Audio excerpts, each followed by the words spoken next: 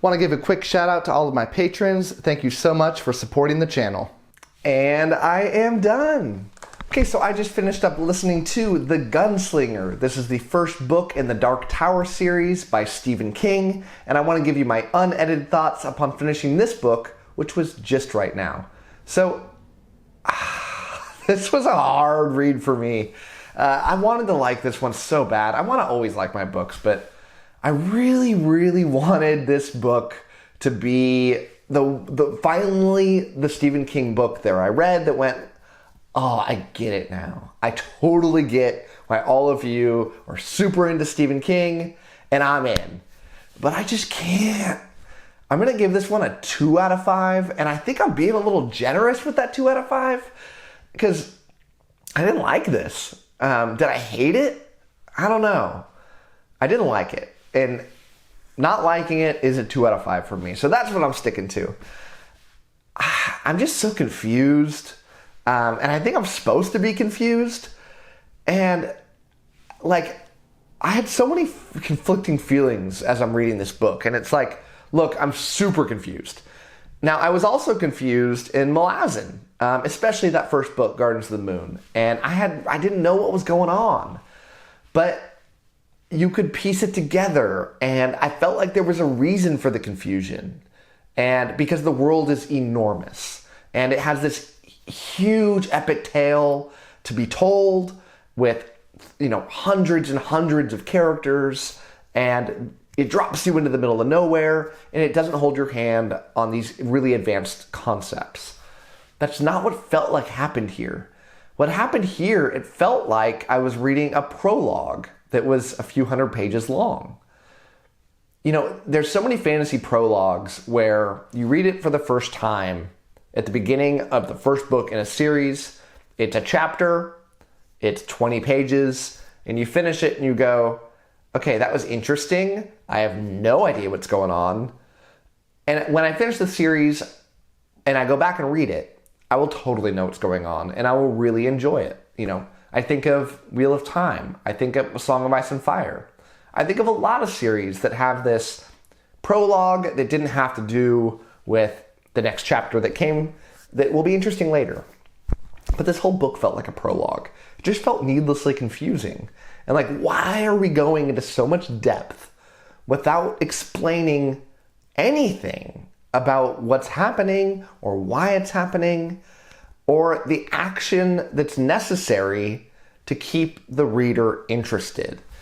I was talking to some people on my Discord about this, and if you haven't joined the Discord, hit the link down below in my description. I'd love to have you talk about this book or any other book.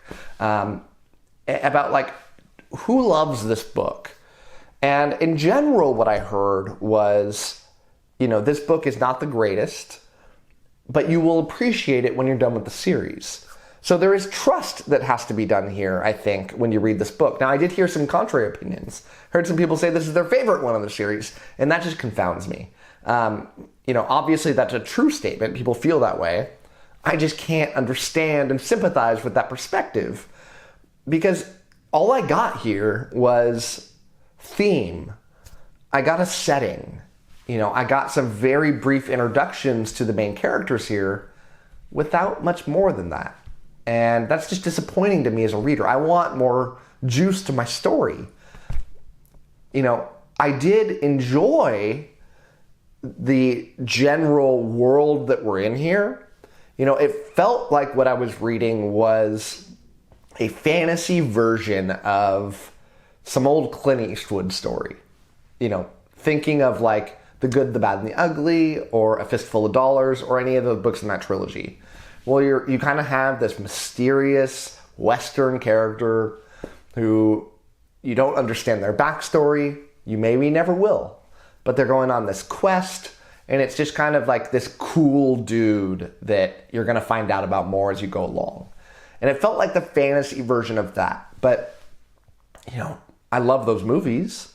They eventually told that story. And maybe when I keep going on this series, which I will commit to reading the next book, which I've told by everybody, don't decide to quit on this series until you finish that second book.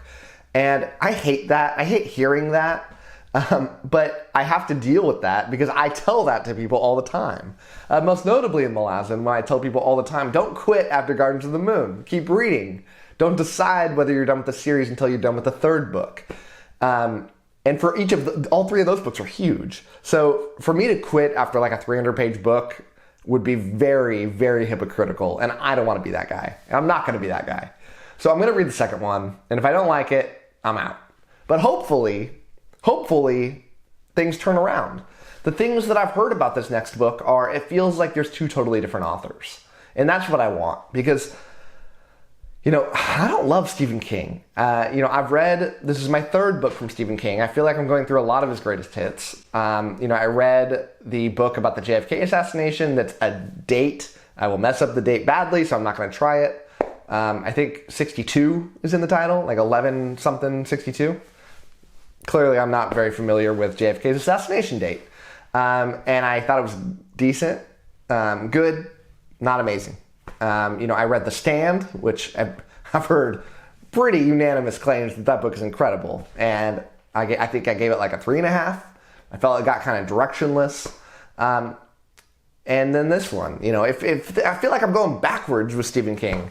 And I just don't love his writing. I get why people do. It's got this very distinct writing style. I say distinct, and I don't know if this is a compliment or a diss on Stephen King, but more than any other author, I could read a page of Stephen King and go, Stephen King wrote that. It's very obvious what he does with the way that he writes. And I constantly am reading these passages that he writes, and I go, that is beautiful. It's one of the best things I've read. And then in the next page, I'll read something and I go, that was atrocious. What am I reading? I'm bouncing between this so often.